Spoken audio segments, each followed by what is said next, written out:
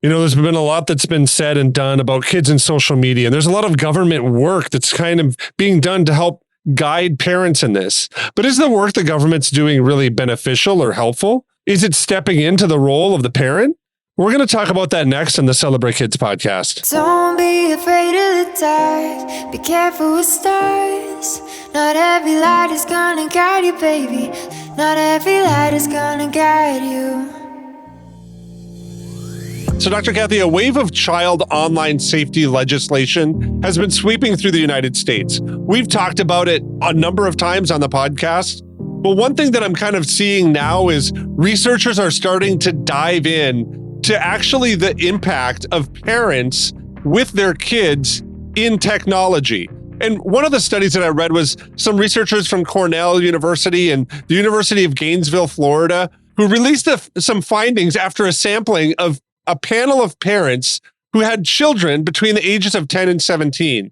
The survey of 530 parents assessed the respondents' economic capital, things like income, employment status, access to the internet, the number of devices at home, and their cultural capital, things like, are their parents' educational opportunities there? Do they have digital skills? And then they also assessed social capital, things like marital status, number of children in the household, the measures of parent involvement and parenting style.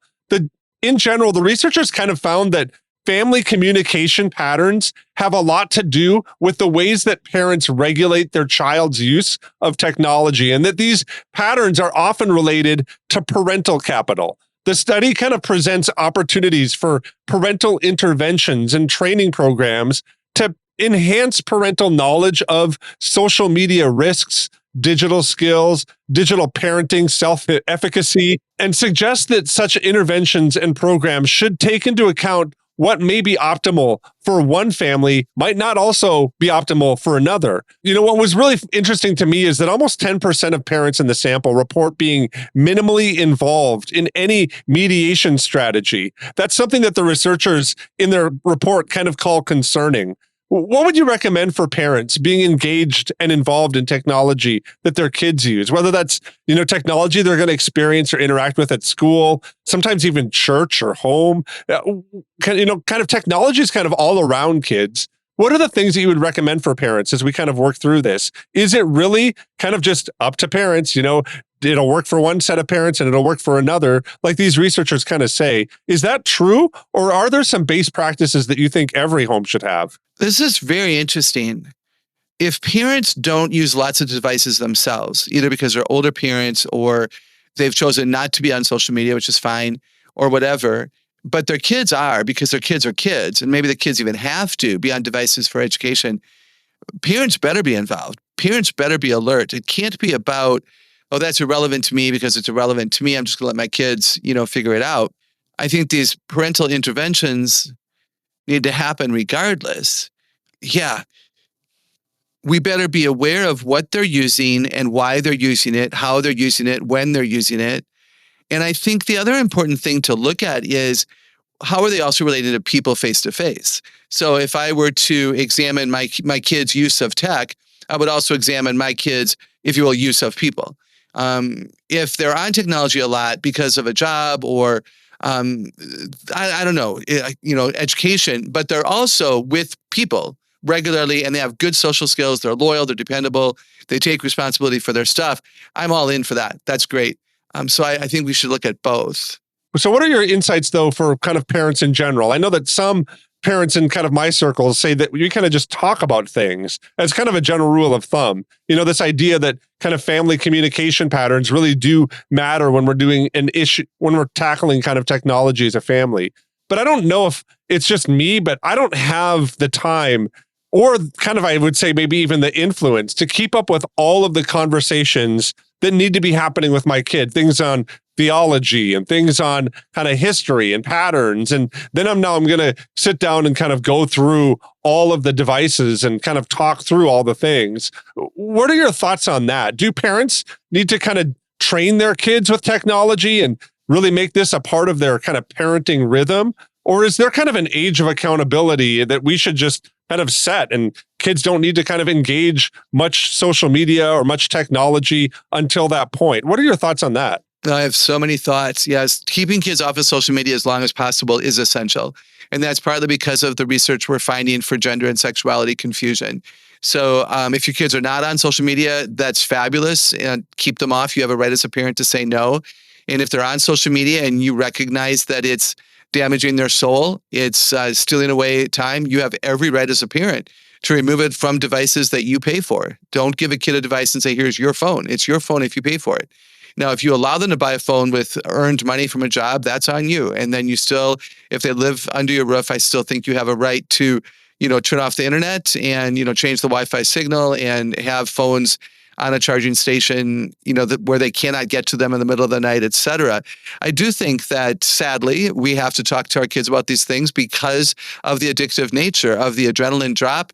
When we win a game, we play again to see if we can win a second game. Then we play again to see if we can win 3 in a row. We're amazing. And it's luck. It's almost always luck, but we're amazing, And then, the whole, dilemma of social media and just cheating and just movies at 2 a.m. and just so many things like that. Do I think talking about technology and worldview trumps? Absolutely. And so if we're doing a good job as parents, we're talking about theology and worldview issues and apologetics and faith and why do some people have it and some people don't, then maybe we also throw in a question, in what ways would technology influence the way people answer those questions? Or in what ways can we use technology for good if we want to learn apologetics? And in what ways could technology get in the way of us learning what would be healthy truth related to apologetics? So maybe that's a way that we talk about technology, as we add it to the other things that matter.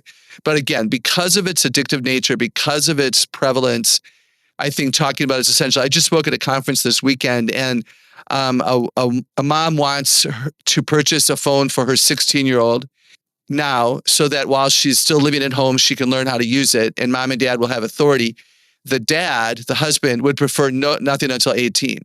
He doesn't want the girl dating until 18, doesn't want the girl to have a job until 18, nothing. And the mom keeps saying, but I think that we need to have her experience some of life while she's still living at home full time so that we can be most influential in the way that things work out for her. And those are real discussions for husbands and wives to have. And there's a decision that you make about that. What would you say to that idea then, as we kind of close here, on the reality that this is kind of like, in that situation, this is the world the kids are in? And so for some parents, I might be a little bit more like that dad, where I'd say, I don't know necessarily if all the studies are going to back up my ideas here, or that pop culture or anything like that is really going to drive me. I just think that this isn't a good practice to have. Do we as parents kind of rest in that idea of, oh, the study says it, or do we kind of just say, this just doesn't feel right. I don't think this is something we should do. But we also know that that's then could, negatively impact my kid. Because the reality is much of the world right now, in terms of having friends and building social capital and, connecting to go to the gym, is all happening right now on social media. That's the way that people are communicating. So how do we kind of navigate that? I think as parents is maybe my big question. Do we kind of rest in our gut? How important is our gut in these conversations? What are your thoughts there? Oh, it's fascinating. I think your gut is really important. You are the only dad to those kids, and God will communicate to you through his word, his voice, his messages, his people. And especially if you're more of a body smart person, believe it or not, you'll have a gut response. And if you believe something is bad and you can't find a research study to back you up, that doesn't matter. And I think we shouldn't rely so much on that. I mean, I write books and we podcast here because we believe wisdom matters. We believe people are looking for truth and information that's been well thought through by people like you and me who have time to do so. And we're honored that people would listen and, follow some of our instruction. And yet, if I have ideas in a book that a parent disagrees with and God is telling a parent to do something different, I would want that parent to do something different, because God knows what's going on with your family. Absolutely fascinating. As Dr. Kathy was talking here, it reminded me of a passage out of Isaiah, chapter 55. I'm going to begin reading at verse 6. This is what Isaiah writes. Seek the Lord while he may be found. Call on him while he is near. Let the wicked forsake their ways and the unrighteous their thoughts. Let them turn to the Lord, and he will have mercy on them. And to our God, for he will freely pardon. I think this passage popped into my mind because Dr. Kathy kind of talked about how seeking the Lord in these different moments where we don't really have a full understanding of what we should do can be really powerful. It's something that we build muscles for to do what I think Isaiah is calling us to here in Isaiah chapter 55, to really come to the Lord and to come to him while he's near, to repent of the things that maybe we need to repent of, and to turn our hearts and minds to the Lord. And I think getting into that rhythm, and maybe even within this topic of social media, we can bring things to the Lord that we have done incorrectly, or we feel like we've maybe done a disservice to our kids because of how we've handled something. And asking the Lord first for forgiveness, and then following through and asking our kids for forgiveness as we try to redirect our path or redirect our family habits. I think doing that is a light that shines into dark times, dark thoughts, and even dark moments that our kids or we might find ourselves in. I want to thank you for listening to the Celebrate Kids podcast in our daily segment, Facing the Dark. On behalf of Dr. Kathy Cook, my name's Wayne Stender, and I want to say thanks for listening, and I'm looking forward to seeing you here again tomorrow.